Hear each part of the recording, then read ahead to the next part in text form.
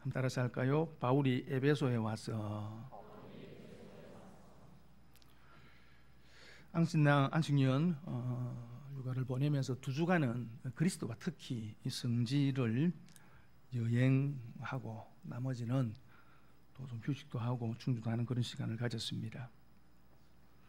특히와 그리스도 성지는 2년 전에 사도행전 강연을 하면서 꼭 갔다 와야 되겠다 이런 생각을 가졌는데 사정이 있어서 사실 미루다가 이번에 다녀오게 되어졌습니다. 특히와 그리스도는 사도 바울이 1차, 2차, 3차 전도 여행 시에 복음을 전했던 중요한 도시들이 있습니다. 특히에서는 바울이 1차, 2차 전도 여행 시에 방문한 비시디의 안디오, 이고니온, 루스드라, 드베 이런 도시들이 있고요. 그리고 요한계시록에서 소개하고 있는 7 교회, 에베소, 스무나, 버가모, 두아디라, 사데, 빌라델피아, 라오디기아 이런 지역들이 터키에 있습니다. 그리고 그리스에는 빌립보, 베레아, 데살로니가, 그리고 아덴, 고린도 등의 도시들이 그리스에 있습니다. 여행을 하면서 조금 아쉬운 것은 터키에 있는 도시들에는 사실은 초기 기독교 유적들이 많이 남아있지 않았습니다. 이슬람의 오스만 터키가 오랫동안 그 지역을 지배하고 지금도 현재 터키도 이슬람 국가이지요. 관광을 목적으로 유적들을 발굴을 하고 또 보존을 하고 있지만은 사실은 많이 훼손되고 사실 남아있는 것들이 별로 없었습니다. 그리스 지역에 남아있는 유적들 역시도 마찬가지입니다. 오스만 터키가 그리스 지역을 한 450년 다스렸습니다. 그렇기 때문에 남아있는 것들이 중세교회의 흔적이나 그렇지 않으면은 그 이후에 개축되거나 보수한 것이었기 때문에 초기 기독교 흔적들이 사실 별로 없었습니다. 다만 질이나 환경 이런 것들을 이제 직접 보았기 때문에 성경을 읽을 때 조금 더 입체적으로 성경을 읽을 수 있고 이해할 수 있는 그런 도움은 많이 되었습니다. 이번 여행에서 가장 인상 깊었던 도시가 에베소였습니다. 지금 셀축이라고 부르는 인구 3만 5천의 작은 도시가 고대 에베소 인근에 있습니다. 많은 당시 고대 에베소는 인구 20만의 거대 도시였습니다. 고대 에베소의 유적은 사실 영국과 오스트리아에서 유적을 발굴을 했습니다. 그러다 보니까 많은 중요한 유적들이 지금은 영국이나 오스트리아 박물관에 보관이 전시가 되어져 있습니다. 하지만 현재까지 발굴되고 남아있는 유적만으로도 2000년 전에 어떻게 이런 거대한 도시를 만들 수 있었을까 하는 그런 놀라움을 주었습니다. 사진을 몇 장 보여드리겠습니다. 사진 일일이 설명을 할 수 없고요. 이런 유적들입니다. 예.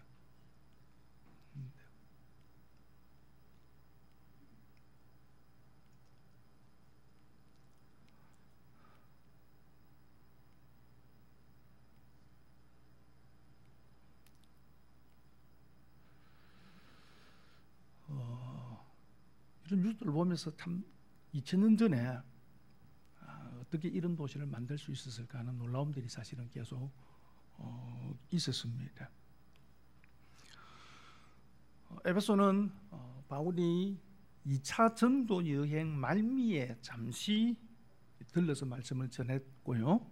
그리고 3차 전도 여행 시에 다시 방문해서 3년 가까이 에베소에 머물면서 복음을 전하게 되어집니다. 오늘 본문에는 바울이 어떻게 이 에베소에서 사역을 했는지에 대해서 말씀을 하고 있습니다. 바울을 통해서 믿는 자들이 생기고 세례를 받고 또 하나님 일들이 생겼는데 오늘 9절에 이렇게 말씀을 합니다. 어떤 사람들은 마음이 굳어 순종하지 않고 무리 앞에서 이 도를 비방하거늘 그렇게 말씀을 합니다. 바울이 3개월 정도 유대 해당에서 복음을 전하게 되어지자 복음을 거부하는 자들이 생겼습니다. 그래서 이들이 얼마나 복음을 격렬하게 거부했는지 오늘 말씀해 보니까 세 가지를 단어를 들어서 그렇게 설명을 하고 있습니다. 어떤 사람들은 마음이 굳어 그렇게 말씀을 합니다. 이 마음이 굳다라는 것은 마음이 뼈와 같이 단단하게 되었다는 것입니다.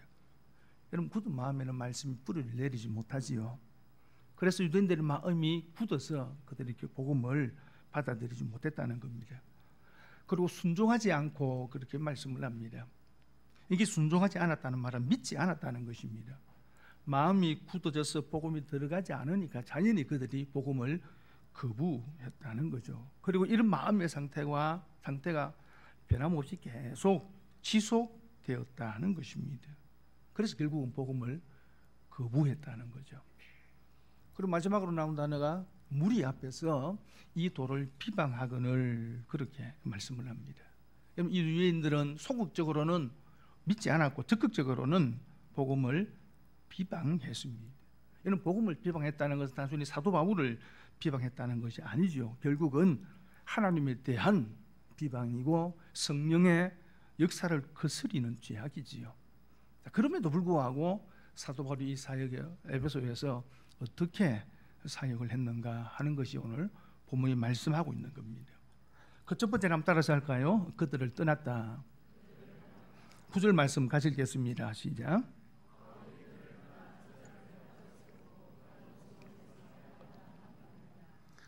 바울이 그들을 떠나 그렇게 말씀을 합니다.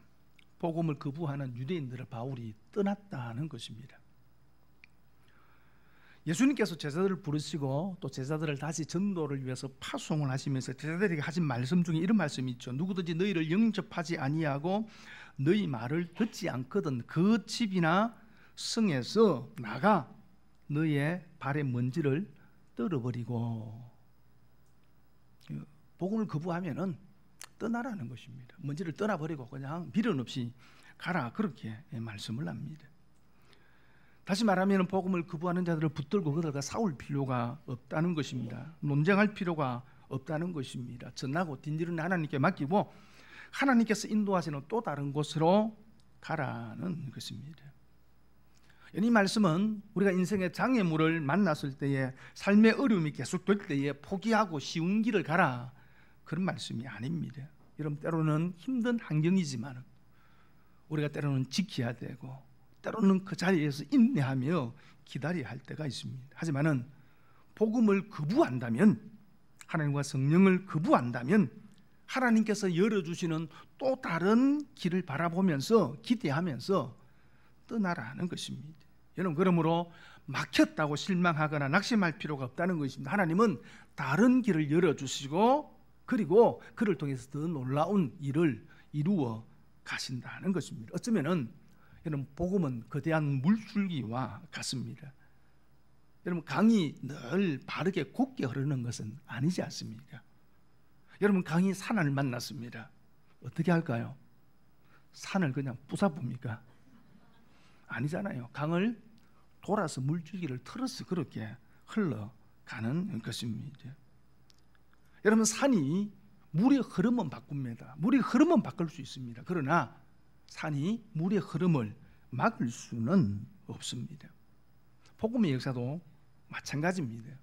2000년 동안의 복음의 역사가 그렇게 흘러왔습니다. 많은 산과 같은 장애물들이 있었습니다. 여러분, 그럴 때 하나님께서는 복음의 물결을 다른 데로 돌리시고 그렇게 여러분 인도하셨습니다. 여러분, 유대인들이 복음을 거부할 때 하나님께서 이방 세계로 이 복음이 흘러가게 하셨습니다. 데살로니가에서 복음을 거부할 때에 베레아에서 거부할 때에 다른 하나님께서 아덴으로 고린도로 여러분 그 복음의 흐름을 바꾸어 가셨습니다. 그런데 놀라운 것은 여러분 이 복음의 장애물로 인하여서 복음의 흐름은 바꾸어졌지만은 하나님께서는 그 장애물을 통해서 오히려 더 큰 복음의 역사를 이루어 가셨습니다. 그래서 오늘 10절의 말씀도 이렇게 말씀하고 있습니다. 2해 동안 이같이 하니 아시아에 사는 자는 유대인이나 헬라인이나 다 주의 말씀을 듣더라. 유대인의 박해로 인해서 해당에서 더 이상 말씀을 전하지 못하고 두란노 서원에서 말씀을 전하게 되어지는데 거기에 더 큰 복음의 역사가 일어났다는 것입니다. 아시아에 사는 자는 유대인이나 헬라인이나 다 주의 말씀을 듣더라, 그렇게 말씀을 합니다. 소아시아의 주변 지역을, 에베소 주변 지역을 아시아, 소아시아 그렇게 부릅니다. 그런 아시아 전역에 복음이 전해졌고 바울의 사역의 절정을 이루게 되어집니다. 요한계시록에 등장하는 7 교회가 이때 세워지고 골로새 교회, 히에라볼리 등 교회가 이때 세워집니다. 바울이 두란노에서 가르친 후 40년 뒤에 비두니아에서 플리니라는 사람이 로마 황제 트리안에게 보낸 서신이 있는데 그 서신에서 그 당시 기독교를 이렇게 소개하고 있습니다. 이 미신의 태풍은 도시에서뿐만 아니라 시골과 마을 곳곳까지 휩쓸고 있습니다. 그렇게 적고 있습니다. 여러분, 이 서신인 바울 이후 40년 뒤에 기독교가 얼마나 놀랍게 부흥해 가고 있는가를 보여주는 중요한 자료입니다. 여러분, 한 번도 장애물이 복음의 역사를 막은 적이 없습니다. 때로는 그 복음의 흐름을 바꿀 수는 있었습니다만은 그러나 복음의 역사를 막지 못했습니다. 하나님은 이런 장애물을 통해서 오히려 이런 장애물을 도구로 사용하셔서 오히려 복음이 가야 할 곳, 그 곳으로 이 복음을 흘러 보내셨다는 것입니다. 인생의 장애물도 마찬가지입니다. 우리를 향하신 하나님의 선하신 뜻, 그 선하신 뜻은 그 어떤 방해물이 있다 할지라도 그 뜻을 막지 못하는 것입니다. 때로는 그 장애물로 인해서 내가 가고자 한 곳으로는 가지 못할 수는 있습니다. 하나님께서는 때로는 흐름을 바꾸어서 우리의 인생을 다른 곳으로 인도할 수는 있습니다만은 그러나 하나님께서는 그 장애물을 우리의 인생의 신호등으로 삼았어요. 오히려 더 복된 길로 우리의 인생을 인도해 가십니다. 여러분, 그러면 인생의 잠언의 은을 두려워하지 마시기를 바랍니다. 낙심하지 마시기를 바랍니다. 하나님께서 그 장애물을 통해서 오히려 더 놀랍도록 우리 인생 가운데 역사해 주실 것입니다. 그리고 두 번째로는 따라서 할까요? 제자들을 따로 세웠다. 9절 후반부 말씀입니다. 같이 읽겠습니다. 시작.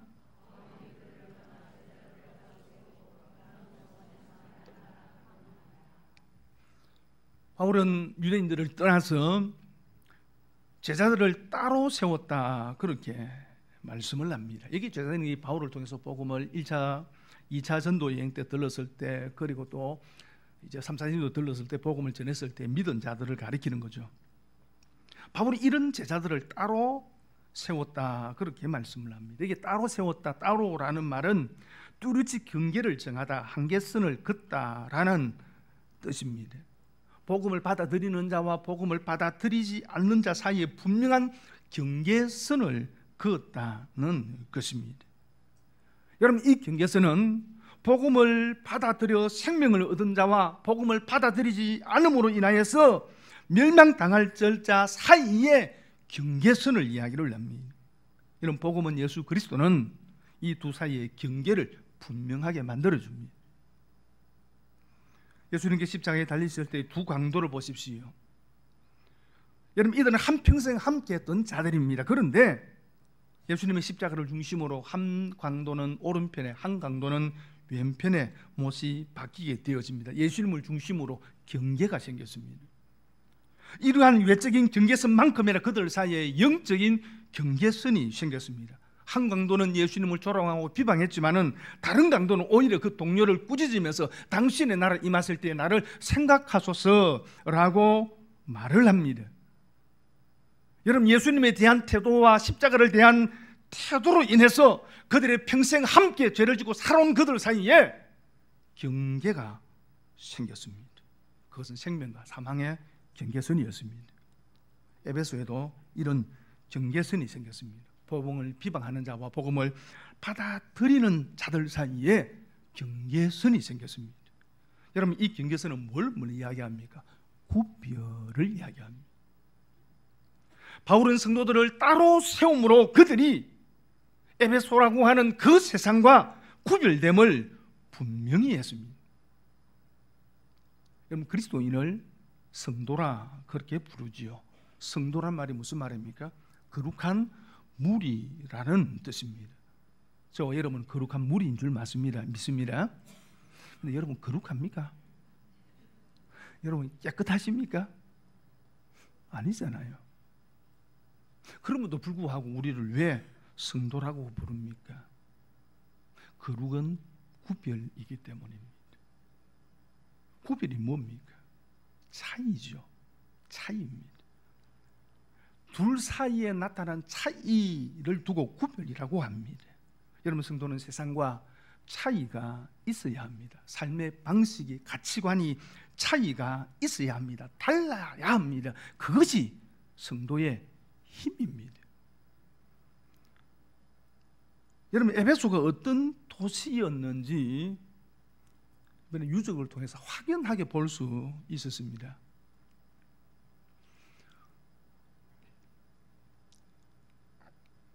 지금 우리는 보여준 것들이 다 신전들입니다. 그리고 이제 여성이 새겨져 있는 저 상이 니키라고 하는 승리의 여신입니다. 에베소에는 이런 신전들이 많이 있었습니다. 저기가 뭘까요? 목욕탕입니다. 공중 목욕탕인데 허심청만한 거대한 목욕탕입니다. 여기가 온탕이고요, 여기가 냉탕입니다. 요건 뭘까요? 뭐 같아요? 예? 공중 화장실입니다. 예. 목욕탕 옆에 붙어 있는 아쉬운 것은 칸막이가 없었습니다. 근데 저 밑에 물이 흐르는 수세식입니다. 물이 흐르게 해서 2000년 전입니다. 2000년 전.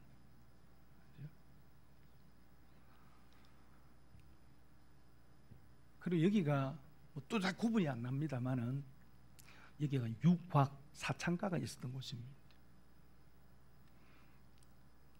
재밌는 거는 거기서 조금 떨어진 길 전체가 때로는 뭐 폭이 10m 이상 이렇게 되는 그런 도로에 대리석이 다 깔려 있습니다.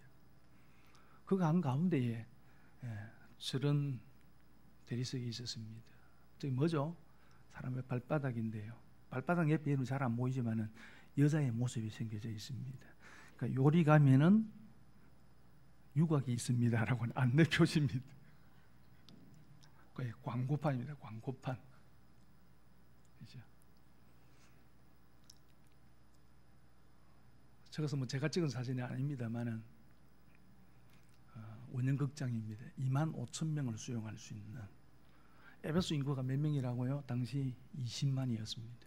에베소 인구의 10분의 1 이상이 모일 수 있는 거대한 원형극장이 있고 작은 극장들이 또 있었습니다. 여러분, 에베소 성도들은 이런 도시에 살던 사람들입니다. 그 도시에서 복음을 듣고 예수 그리스도 생명의 구주로 영접했습니다. 그리고 나서 그들은 달랐습니다. 다르게 살았습니다.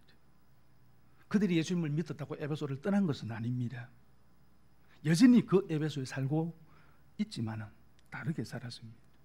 삶의 가치가 달랐고 목적이 달라졌습니다. 성도는 다른 사람입니다. 세상과 차이가 있는 삶을 사는 사람입니다. 여러분, 세상이 성도들을 볼 때 이 차이를 발견할 때에 비로소 그들이 성도를 인정합니다. 너 진짜 성도네.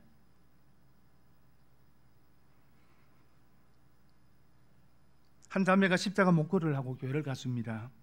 장로님 한 분이 농담으로 이야기합니다. 김 선생, 예수님은 십자가를 쥐고 가랬는데 김 선생 십자가를 앞에 달고 다니네. 이 여선생님이 그래요 장로님. 제끼니까 십자가 뒤로 딱 가는 거예요. 장로님 이러면 됩니까?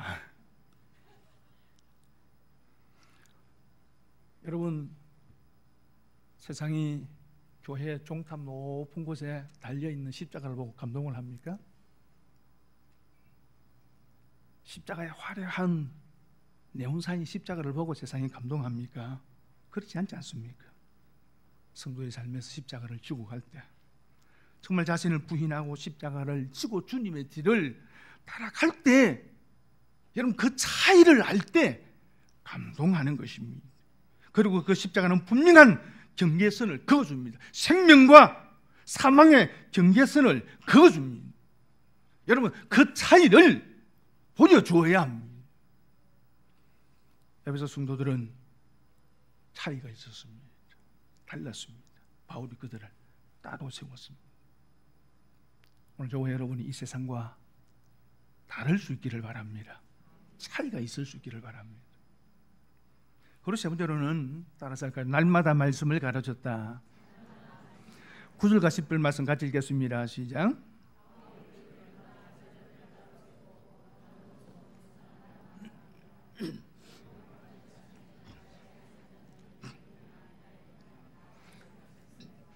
그렇게 제자들을 따로 세우고 두란노 성원에서 날마다 강론하니라. 2해 동안 이같이 하니, 그렇게 말씀을 합니다.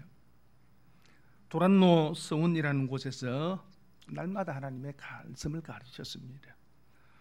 사실 에베소 가면 두란노 성원이 뭐 여기쯤이다라고 이야기하는데 사실 지금 정확하게는 알 수는 없습니다. 근데 두란노라고 하는 것은 사람의 이름입니다. 티라누스라고 하는 사람인데, 이 사람의 그 건물이 학교로 아마 사용된 것 같습니다. 서원이라는 말, 스콜레라는 말인데 두 가지 뜻이 있습니다. 여가라는 뜻도 있고 학교라고 하는 뜻도 있습니다. 그래서 오전에는 학교로 사용하고 오후에는 여가 장소로 그렇게 활용된 곳이 아닌가 그렇게 봅니다. 배자사본이라고 하는 곳에 의하면은 오전에는 주인의 용도를 따라 이 건물이 사용되었기 때문에 주인이 사용되지 않는 오후 1시에서 4시 정도 사이에 바울이 이 건물을 사용했던 것으로 그렇게 기록을 하고 있습니다. 당시 이 시간은 낮 시간이 너무 더운, 무더운 날씨로 더운 시간이기 때문에 사람들이 일을 하지 않고 쉬는 시간입니다. 낮잠 자는 시간입니다. 시에스타라고 부르는데, 지중해 연안에 있는 국가들, 대부분의 국가들은 시간은 조금씩 다르지만은 이렇게 낮에 쉬는, 낮잠을 자는 시에스타의 시간을 갖고 있습니다. 그리스에 가보니까 그리스는 오래전부터 주 5일을 근무를 하는데 월, 수, 금, 삼 주 5일을 근무하면서도 월, 수, 금은 2시에 상대 문을 다 닫더라고요. 다 닫고는 그냥 카페 가서 차 한잔 마시고 놀고 쉰다 그러더라고요. 참 좋은 나라죠. 네. 바울이 그 시간에 두란노 성원을 빌려서 하나님의 말씀을 가르쳤습니다. 우리가 잘 아는 대로 바울은 자비랑 선교를 한 사람입니다. 청막 만드는 일을 통해서 수입을 얻고 그 수입을 가지고 선교를 했습니다. 그렇다면은 아마도 바울은 오전과 저녁 시간에는 일을 하고 낮에 쉬는 시간에, 다른 사람이 쉬는 시간에, 이 시간에 하나님의 말씀을 가르쳤을 것입니다. 성도들도 마찬가지입니다. 오전이나 저녁에는 일을 하고 뜨거운 그 날씨 다른 사람은 다 낮잠을 자고 쉬는 그 시간에 모여서 하나님의 말씀을 배웠다는 것입니다. 그것도 일주일에 한 번이 아니고 날마다 2년 동안 그렇게 하나님의 말씀을 가르치고 하나님의 말씀을 배웠다는 것입니다. 하나님의 말씀을 비방하고 회방하는 자들 앞에서 바울은 말씀을 포기하지 않았습니다. 오히려 그런 힘든 여건임에도 불구하고 매일 그 하나님의 말씀을 가르치고 성도들은 그 하나님의 말씀을 배움을 통해서 아시아 전역, 소아시아 지역에 하나님의 말씀이 증거되고 교회가 세워진 것입니다. 뿐만 아니라 이 바울을 통해서 놀라운 성령의 능력들이 나타나는 것을 본문 이후에 우리는 보게 됩니다.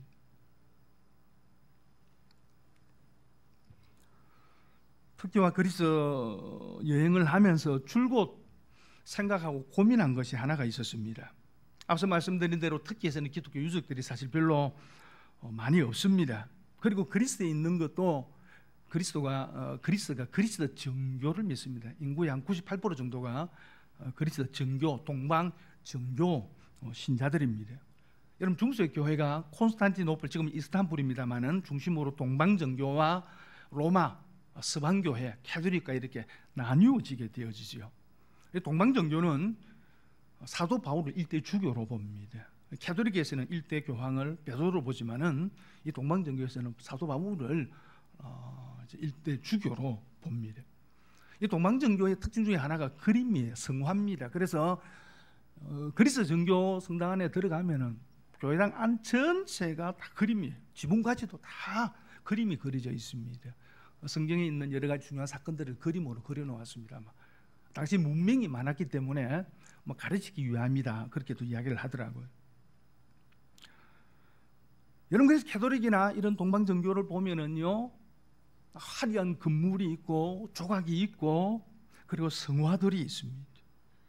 여러분, 이것의 장점은 후세에 유적이 되죠. 그래서 수많은 사람들을 지금도 관광객들을 불러 모으고 있습니다. 근데 개신교회는 보여줄 게 별로 없어요. 작년에 종교가 500주년이 이었습니다. 500년이 지났습니다. 작년에 제가 종교개혁지를 돌아보면서 사실 똑같은 느낌을 받았고 같은 고민을 했습니다. 큰 유럽에 1000년 이상 된 그 거대한 성당들, 수백 년이 된 성당들, 문화적 가치로는 참 대단한 가치를 가진 건물들이지요. 그 안에 있는 여러 가지 그림이나 조각들, 대단한 가치를 가지는 것들입니다. 그런데 개신교에는 눈에 보이는 것이 별로 없어요. 이런 고민이 들었습니다. 수백 년이 지났어요. 오늘 개신교가 우리 후손들에게 뭘 보여줄 수 있을까? 건물을 멋지게 지어놓으면 건물이라도 보여줄 긴데, 그렇죠? 안 그러면 그림을 그린다든지 조각을 해놓는다든지 이래 놓으면은 후손들한테 그것도 보여줄 수 있을 건데 아무것도 없잖아요. 보이소 이게 행하에 아무것도 없잖아요. 후손들에게 뭘 우리가 보여주고 뭘 물려줄 수 있을까? 사실 그런 고민이 계속 됐습니다. 결국은 다른 것이 아니었습니다. 말씀입니다. 바른 신앙 고백, 그리고 그 신앙 고백에 근거한 바른 삶. 화려한 교회당 건물이나 어떤 미술품을 남겨주지 않는다 하더라도, 아니 그것보다도 우리가 후손들에게 보여주고 물려줘야 될 것은 하나님의 말씀인 줄 믿습니다. 그 말씀에 근거한 신앙적인 삶인 겁니다. 여러분, 초기 기독교가 그랬습니다. 환경적으로 핍박 가운데 있어서 그러지 못한 이유도 있지만은 때로는 상속이나 때로는 토굴 속에서 때로는 지하에서 여러분, 그들이 남긴 것은 다른 것이 아닙니다. 그들이 남긴 것은 하나님의 말씀입니다. 그들의 바른 신앙 고백입니다.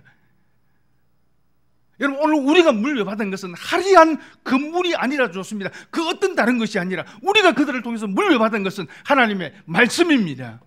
그러므로 우리 오늘 이 말씀을 붙들고, 여러분, 이 말씀을 여러분이 읽고 또 배우고 말씀에 여러분의 삶을 세워 가시기를 바랍니다. 여러분, 그 삶이 우리의 유산이 되어져야 됩니다. 그럴 때에 우리의 후손들이 화려한 건물이 없다 할지라도, 다른 그 어떤 것은 없다 할지라도 우리의 후손들이 믿음 위에 굳게 세워질 줄 믿습니다. 여러분, 말씀을 가까이 하십시오. 읽으십시오. 들으십시오. 배우십시오. 말씀에 서 있으십시오. 그리고 차이를 보여주십시오. 그것이 우리가 후손들에게 물려줄 유산이 될 수 있기를 바랍니다. 우리 새로운 교회가, 우리 성도들이 그런 유산을 우리의 후손들에게 물려줄 수 있는 그런 저와 여러분들 될 수 있기를 바랍니다.